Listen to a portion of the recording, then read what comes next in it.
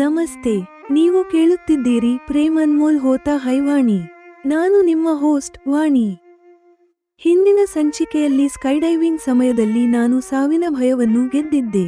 ಇಂದು ನೀವು ಕೇಳುವಿರಿ ಹೇಗೆ ನಾನು ಮತ್ತು ಸ್ವಪ್ನಿಲ್ ನಮ್ಮ ಹೇಳಲಾಗದ ಪ್ರೀತಿಗೆ ವಿದಾಯ ಹೇಳುತ್ತೇವೆ ಮತ್ತು ರಾಶೀಲ್ ತನ್ನ ತುಂಟಾಟದಿಂದ ನನ್ನ ಅವಿವಾಹಿತಳಾಗಿ ಉಳಿಯುವ ಸಂಕಲ್ಪಕ್ಕೆ ಹೇಗೆ ಸವಾಲು ಹಾಕುತ್ತಾಳೆ.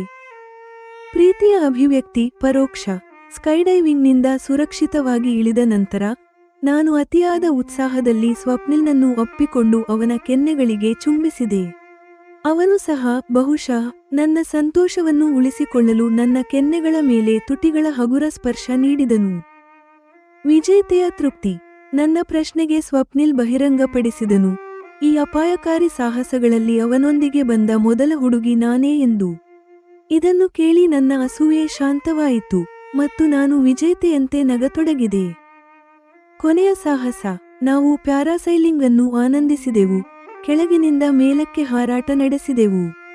2 ದಿನಗಳ ಈ ಸಾಹಸ ಪ್ರವಾಸ ಪೂರ್ಣಗೊಂಡಿತು, ಆದರೆ ಈಗ ಉದಾಸೀನತೆ ಆವರಿಸಿತು. ಮುಂದಿನ ವಾರಾಂತ್ಯ ನನ್ನ ಪ್ರವಾಸದ ಕೊನೆಯ ವಾರವಾಗಲಿದೆ. ಋಣಿ ಯಾರು? ನಾನು ಸ್ವಪ್ನಿಲ್ಗೆ ಕೃತಜ್ಞತೆ ಸಲ್ಲಿಸಿದೆ, ಆದರೆ ಅವನು ಹೇಳಿದನು, ನಮ್ಮಿಬ್ಬರಲ್ಲಿ ಯಾರಾದರೂ ಯಾರಿಗಾದರೂ ಋಣಿಯಾಗಿದ್ದರೆ ಅದು ನಾನು. ನಿಮ್ಮೊಂದಿಗೆ ಕಳೆದ ಈ ಕೆಲವು ದಿನಗಳು ನನಗೆ ಎಂದಿಗೂ ಮರೆಯಲಾಗದವು. ಹೇಳಲಾಗದ ವಿದಾಯ. ನಮ್ಮ ಜೀವನದ ಪಯಣ ಇಲ್ಲಿಯವರೆಗೆ ಮಾತ್ರ ಎಂದು ಸ್ವಪ್ನಿಲ್ ಸಹ ಒಪ್ಪಿಕೊಂಡನು. ಇದು ನನ್ನ ಕಣ್ಣುಗಳಲ್ಲಿ ನೀರು ತರಿಸಿತು. ಪ್ರೀತಿಯನ್ನು ವ್ಯಕ್ತಪಡಿಸುವ ಈ ಕೊನೆಯ ಏಕಾಂತದ ಅವಕಾಶವನ್ನು ನಾವು ವ್ಯರ್ಥ ಮಾಡಿದೆವು. ಸಾಧನೆಗಳೊಂದಿಗೆ ವಾಪಸಾತಿ. ವಾರದ ಅಂತ್ಯದಲ್ಲಿ ನಾನು ಸರ್ಫರ್ ಮತ್ತು ಹಾರ್ಸ್ ರೈಡರ್ ಆಗಿ ಲೆವೆಲ್ 5 ತಲುಪಿದೆ. ಇದು ನನ್ನ ಅಮೆರಿಕ ಪ್ರವಾಸದ ದೊಡ್ಡ ಸಾಧನೆಯಾಗಿತ್ತು. ರಾಶೀಲ್ ಸಮಯ. ನಾನು ಉಳಿದ ದಿನಗಳನ್ನು ರಾಶೀಲ್ ಜೊತೆ ಕಳೆಯುವ ಇಚ್ಛೆ ವ್ಯಕ್ತಪಡಿಸಿದೆ. ರಾಶೀಲ್ ಖುಷಿಯಾಗಿ ಒಪ್ಪಿದಳು. ಪರಾಗ್ ಆಸ್ಟ್ರೇಲಿಯಾಕ್ಕೆ ಹೋದ ಕಾರಣ ಪುಟ್ಟ ಪರುಷ್ಣಿಯ ತೊಟ್ಟಿಲು ನನ್ನ ಕೋಣೆಗೆ ಬಂದಿತು. ಮಾತೃತ್ವದ ಸುಖ. ರಾತ್ರಿ ಪರುಷ್ಣಿಗೆ ಹಾಲುಣಿಸುವುದನ್ನು ನೋಡಿ ನಾನು ರಾಶೀಲ್ ಬಳಿ ಮಾತೃತ್ವದ ಸುಖದ ಬಗ್ಗೆ ಕೇಳಿದೆ. ರಾಶೀಲ್ ಆಕ್ಸಿಟೋಸಿನ್ ಹಾರ್ಮೋನ್ ಮತ್ತು ಮಾನಸಿಕ ಒತ್ತಡ ಕಡಿಮೆಯಾಗುವ ಬಗ್ಗೆ ವಿವರಿಸಿದಳು. ತುಂಟಾಟದ ಜಾಲ. ಹಾಲುಣಿಸುವ ಸುಖ ಕೊಡಲು ಸಾಧ್ಯವಿಲ್ಲ, ಆದರೆ ನೀವು ತಾಯಿಯಾಗಲು ಸಹಾಯ ಖಂಡಿತ ಮಾಡಬಲ್ಲೆ ಎಂದು ರಾಶೀಲ್ ನಗುತ್ತಾ ಹೇಳಿದಳು. ಒಬ್ಬ ಯುವತಿ ಇನ್ನೊಬ್ಬಳನ್ನು ತಾಯಿಯಾಗಿಸುವುದು ಹೇಗೆ ಎಂಬ ನನ್ನ ಪ್ರಶ್ನೆಗೆ ರಾಶೀಲ್ ತುಂಟತನದಿಂದ ಉತ್ತರಿಸಿದಳು. ರಾಶೀಲ್ನ ಇಶಾರೆ ಸ್ಪಷ್ಟವಾಗಿತ್ತು. ಮದುವೆ ಮತ್ತು ತಾಯಿಯಾಗುವುದನ್ನು ನಿರಾಕರಿಸಿದ ನಾನು ನನ್ನ ಆಪ್ತ ಗೆಳತಿಯ ಈ ಜಾಲದಲ್ಲಿ ಸಿಲುಕಿ ನನ್ನ ಹಣೆಬರಹವನ್ನೇ ಬದಲಿಸಿಕೊಳ್ಳಲಿದ್ದೇನೆಯೇ? ಅನ್ಮೋಲ್ ಪ್ರೇಮದ ಅಂತ್ಯ ಮತ್ತು ಮಾತೃತ್ವದ ಸುಖದತ್ತ ಮೊದಲ ಹೆಜ್ಜೆ. ಪ್ರೇಮ್ ಅನ್ಮೋಲ್ ಹೋತಾ ಹೈವಾಣಿ ಯಲ್ಲಿ ನೀವು ಕೇಳುವಿರಿ.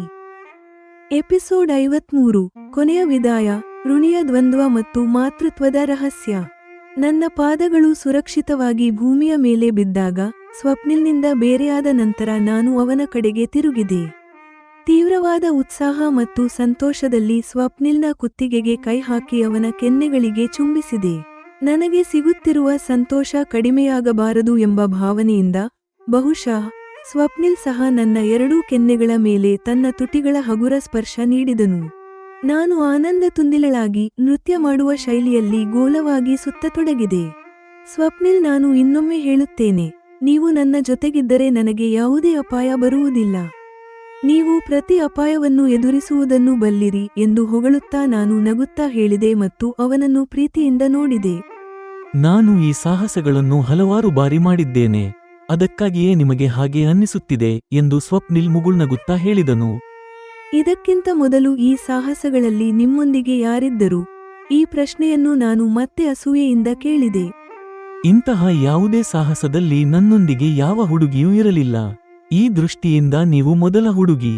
ಇದಕ್ಕಿಂತ ಮೊದಲು ತರಬೇತಿ ಪಡೆಯುವ ದೃಷ್ಟಿಯಿಂದ ನನ್ನೊಂದಿಗೆ ಇದ್ದ ಪೈಲಟ್ಗಳೆಲ್ಲರೂ ಪುರುಷರಾಗಿದ್ದರು. ಬಹುಶಃ ಸ್ವಪ್ನಿಲ್ ನನ್ನ ಮನಸ್ಸಿನಲ್ಲಿ ಏನಿದೆ ಎಂದು ಅರ್ಥಮಾಡಿಕೊಂಡು ಉತ್ತರಿಸಿದನು. ನನಗೆ ತೃಪ್ತಿಯಾಯಿತು. ನಾನು ವಿಜೇತೆಯಂತೆ ನಗತೊಡಗಿದೆ. ಲಂಚ್ ನಂತರ ನಮ್ಮ ಮುಂದಿನ ಸಾಹಸ ಪ್ಯಾರಾಸೈಲಿಂಗ್. ನಾವು ಬೀಚ್ ತಲುಪಿದೆವು. ಈಗ ನನ್ನ ಮನಸ್ಸಿನಲ್ಲಿ ಯಾವುದೇ ಭಯ ಅಥವಾ ಸಂದೇಹ ಇರಲಿಲ್ಲ. ನಾವು ಬೋಟ್ ಏರಿ ಸ್ವಲ್ಪ ಸಮಯ ಸಮುದ್ರದಲ್ಲಿ ಸಂಚರಿಸಿದೆವು, ನಂತರ ಹಾರ್ನೆಸ್ ಮತ್ತು ಪ್ಯಾರಾಶೂಟ್ ಸಹಾಯದಿಂದ ಸುಮಾರು 50 ಮೀಟರ್ ಎತ್ತರದಲ್ಲಿ ಹಾರಾಟ ನಡೆಸಿದೆವು. ನಾವು ಬೋಟ್ಗೆ ಒಂದು ಉದ್ದನೆಯ ಹಗ್ಗದಿಂದ ಸಂಪರ್ಕ ಹೊಂದಿದ್ದೇವೆ. ಪ್ಯಾರಾಶೂಟ್ನಲ್ಲಿ ಸ್ವಪ್ನಿಲ್ನೊಂದಿಗೆ ಇರುವುದು ನನಗೆ ಹೊಸ ವಿಷಯವೇನೂ ಆಗಿರಲಿಲ್ಲ. ಪ್ಯಾರಾಸೈಲಿಂಗ್ ಒಂದು ಹೊಸ ಅನುಭವ, ಏಕೆಂದರೆ ಇದರಲ್ಲಿ ನಾವು ಪ್ಯಾರಾಶೂಟ್ ಸಹಾಯದಿಂದ ಮೇಲಿಂದ ಕೆಳಕ್ಕೆ ಇಳಿಯುತ್ತಿಲ್ಲ. ಈಗ ನಾವು ಬೋಟ್ನಿಂದ ಅಂದರೆ ಕೆಳಗಿನಿಂದ ಮೇಲಕ್ಕೆ ಹಾರಿದ್ದೇವೆ. ಹೀಗೆ 2 ದಿನಗಳ ಸಾಹಸ ಪ್ರವಾಸ ಪೂರ್ಣಗೊಳಿಸಿ ನಾನು ಸ್ವಪ್ನಿಲ್ನೊಂದಿಗೆ ಹಿಂತಿರುಗುತ್ತಿದ್ದೇನೆ. ಸ್ವಪ್ನಿಲ್ನೊಂದಿಗೆ ನನ್ನ ಒಡನಾಟ ಇಲ್ಲಿಯವರೆಗೆ ಮಾತ್ರ ಎಂದು ಯೋಚಿಸಿ ನನಗೆ ಬೇಸರವಾಗಿದೆ. ಮುಂದಿನ ವಾರಾಂತ್ಯ ಅಮೆರಿಕ ಪ್ರವಾಸದ ಕೊನೆಯ ವಾರಾಂತ್ಯವಾಗಲಿದೆ. 2 ದಿನಗಳ ನಂತರ ನಾನು ಮರಳಬೇಕು. ನನ್ನ ವಾಪಸಾತಿ ಟಿಕೆಟ್ ಈಗಾಗಲೇ ಬುಕ್ ಆಗಿತ್ತು. ನಾನು ಇಷ್ಟು ಸ್ವಾರ್ಥಿಯಾಗಲು ಬಯಸುವುದಿಲ್ಲ. ಇಲ್ಲಿ ಕೇವಲ ನನ್ನ ಎಂಜಾಯ್ಮೆಂಟ್ ಮಾಡುತ್ತಾ ದಿನ ಕಳೆಯಲು ಇಷ್ಟವಿಲ್ಲ. ಮುಂದಿನ ವಾರಾಂತ್ಯ ರಾಶೀಲ್ ಮತ್ತು ಪರುಷ್ನಿ ಜೊತೆ ಕಳೆಯಲು ನಿರ್ಧರಿಸಿದ್ದೇನೆ. ಮನಸ್ಸಿನಲ್ಲಿ ಇದೇ ಯೋಚನೆ ನಡೆಯುತ್ತಿದೆ. ಏನು ಯೋಚಿಸುತ್ತಿದ್ದೀಯಾ ವಾಣಿ? ಸುಮ್ಮನೆ ಕುಳಿತಿದ್ದೀಯಲ್ಲ? ಕಾರ್ ಡ್ರೈವ್ ಮಾಡುತ್ತಿದ್ದ ಸ್ವಪ್ನಿಲ್ ಕೇಳಿದನು. ಸ್ವಪ್ನಿಲ್, ನಾನು ನಿಮ್ಮ ಋಣವನ್ನು ಜೀವನ ಪರ್ಯಂತ ತೀರಿಸಲು ಸಾಧ್ಯವಿಲ್ಲ. ನೀವು ಬಹಳ ಕೇರಿಂಗ್ ಆಗಿದ್ದೀರಿ. ನೀವು ನನ್ನ ಸಂತೋಷಕ್ಕಾಗಿ ಬಹಳ ಸಮಯ ಮತ್ತು ಹಣವನ್ನು ವ್ಯಯಿಸಿದ್ದೀರಿ. ನನ್ನಷ್ಟಕ್ಕೆ ನಾನು ಎಂದಿಗೂ ಅಮೆರಿಕಕ್ಕೆ ಬರಲು ಸಾಧ್ಯವಿರಲಿಲ್ಲ. ಬಂದಿದ್ದರೂ ಇಷ್ಟು ಖರ್ಚು ಮಾಡಲು ಆಗುತ್ತಿರಲಿಲ್ಲ. ಸಾಹಸಗಳ ಜೊತೆಗೆ ನೀವು ನನಗೆ ಸರ್ಫಿಂಗ್ ಮತ್ತು ಕುದುರೆ ಸವಾರಿ ತರಬೇತಿ ಕೊಡಿಸಿದ್ದೀರಿ. ನಾನು ನಿಮಗೆ ಬಹಳ ಆಭಾರಿಯಾಗಿದ್ದೇನೆ. ಕೃತಜ್ಞತೆ ಸಲ್ಲಿಸಲು ನನ್ನ ಬಳಿ ಪದಗಳಿಲ್ಲ ಎಂದು ಉತ್ತರಿಸಿದೆ. ಸ್ವಪ್ನಿಲ್ನಿಂದ ಬರಬಹುದಾದ ಈ ಪ್ರಶ್ನೆಗೆ ನಾನು ಮೊದಲೇ ಸಿದ್ಧಳಾಗಿದ್ದೆ. ಸ್ವಪ್ನಿಲ್ ಸ್ವಲ್ಪ ಸಮಯ ಯೋಚಿಸಿ ಹೀಗೆ ಹೇಳಿದನು. ವಾಣಿ, ನಿಮ್ಮ ದೃಷ್ಟಿಯಲ್ಲಿ ನಾನು ಇಷ್ಟು ಮಾಡದಿದ್ದರೆ ನನ್ನ ಶ್ರೀಮಂತಿಕೆಗೆ ಅರ್ಥವೇ ಇರುತ್ತಿರಲಿಲ್ಲ. ನಿಮ್ಮಂತಹ ಒಬ್ಬ ಶ್ರೇಷ್ಠ ಹುಡುಗಿಯನ್ನು ಭೇಟಿ ಮಾಡಿದ್ದು ನನ್ನ ಅದೃಷ್ಟ. ನಿಮ್ಮ ಜೊತೆ ಕಳೆದ ಈ ಕೆಲವು ದಿನಗಳು ನನಗೆ ಎಂದಿಗೂ ಮರೆಯಲಾಗದವು. ನಾವಿಬ್ಬರಲ್ಲಿ ಯಾರಾದರೂ ಋಣಿಯಾಗಿದ್ದರೆ ಅದು ನಾನೇ. ನಮ್ಮ ಒಡನಾಟ ಇಲ್ಲಿಯವರೆಗೆ ಮಾತ್ರ ಎಂದು ಸ್ವಪ್ನಿಲ್ ಸಹ ಒಪ್ಪಿಕೊಂಡಿದ್ದು ನನಗೆ ಬಹಳ ನಿರಾಶೆ ಉಂಟುಮಾಡಿತು. ಸ್ವಪ್ನಿಲ್ ನನ್ನನ್ನು ಮದುವೆಯಾಗುವ ಇಚ್ಛೆ ವ್ಯಕ್ತಪಡಿಸಿದ್ದರೆ ನಾನು ಬಹುಶಃ ಸಂತೋಷಪಡುತ್ತಿದ್ದೆನೇನು. ನನ್ನ ಕಣ್ಣುಗಳು ತುಂಬಿ ಬಂದವು. ಸ್ವಪ್ನಿಲ್ನಿಂದ ಮರೆಮಾಚಲು ನಾನು ಕಿಟಕಿಯಿಂದ ಹೊರಗೆ ನೋಡತೊಡಗಿದೆ. ಕಣ್ಣೀರು ಒರೆಸಿಕೊಂಡು ಕಣ್ಣು ಮುಚ್ಚಿಕೊಂಡೆ. ನಾವು ಪ್ರೀತಿಯನ್ನು ವ್ಯಕ್ತಪಡಿಸಬಹುದಾದ ಈ ಕೊನೆಯ ಏಕಾಂತದ ಅವಕಾಶವನ್ನು ವ್ಯರ್ಥ ಮಾಡಿದೆವು. ನಾವು ಮನೆ ತಲುಪಿದ್ದೇವೆ. ಕೊನೆಗೂ ಶುಕ್ರವಾರ ಬಂದಿತು. ಇದು ನನ್ನ ಸರ್ಫಿಂಗ್ ಮತ್ತು ಕುದುರೆ ಸವಾರಿ ಕ್ಲಾಸ್ಗಳ ಕೊನೆಯ ದಿನ. ಕ್ರಿಸ್ಟಿನಾ ನನಗೆ ಹೇಳಿದಳು, ನವಶಿಶು ಸರ್ಫರ್ ಆಗಿದ್ದಕ್ಕೆ ಅಭಿನಂದನೆಗಳು. ಕ್ರಿಸ್ಟಿನಾ, ಭಾರತಕ್ಕೆ ಹೋದ ಮೇಲೂ ನಿನ್ನನ್ನು ನೆನಪಿಸಿಕೊಳ್ಳುತ್ತೇನೆ ಎಂದು ಬೀಳ್ಕೊಡುವ ಮುನ್ನ ಅವಳನ್ನು ಒಪ್ಪಿಕೊಂಡೆ. ನಂತರ ನಾನು ರಾಂಚ್ಗೆ ಹೋದೆ. ರಾಂಚ್ನಲ್ಲಿ ಇದು ನನ್ನ ಕೊನೆಯ ದಿನ. ಕುದುರೆ ಸವಾರಿಯಲ್ಲಿ ಲೆವೆಲ್ 5 ತಲುಪಿದ್ದಕ್ಕೆ ಅಭಿನಂದನೆಗಳು ಎಂದು ಲಿಲಿ ಕೂಡ ಒಪ್ಪಿಕೊಂಡು ಹಾರೈಸಿದಳು. ಭಾರತದಿಂದ ಬಂದಾಗ ನನಗೆ ಇಂತಹ ಸಾಹಸಗಳಲ್ಲಿ ಯಾವ ನೈಪುಣ್ಯವೂ ಇರಲಿಲ್ಲ. ಈಗ ನಾನು ಸಾಮಾನ್ಯರಿಗಿಂತ ಹೆಚ್ಚಿನ ದಕ್ಷತೆ ಹೊಂದಿದ್ದೇನೆ. ರಾಶೀಲ್, ಈಗ ನಾನು ವಾಪಸ್ ಹೋಗುವ ದಿನ ಹತ್ತಿರ ಬಂದಿದೆ. ಉಳಿದ ದಿನಗಳನ್ನು ನಿನ್ನ ಜೊತೆ ಕಳೆಯಲು ಇಚ್ಛಿಸುತ್ತೇನೆ ಎಂದು ಡಿನ್ನರ್ ನಂತರ ಹೇಳಿದೆ. ವಾಣಿ, ಪರವಾಗಿಲ್ಲ. ನಾನು ಪರುಷ್ಣಿಯ ತೊಟ್ಟಿಲನ್ನು ನಿನ್ನ ರೂಮಿನಲ್ಲೇ ಹಾಕಿಸುತ್ತೇನೆ. ಪರಾಗ್ ಕೂಡ 3 ದಿನಗಳ ಕಾಲ ಆಸ್ಟ್ರೇಲಿಯಾಕ್ಕೆ ಹೋಗುತ್ತಿದ್ದಾನೆ.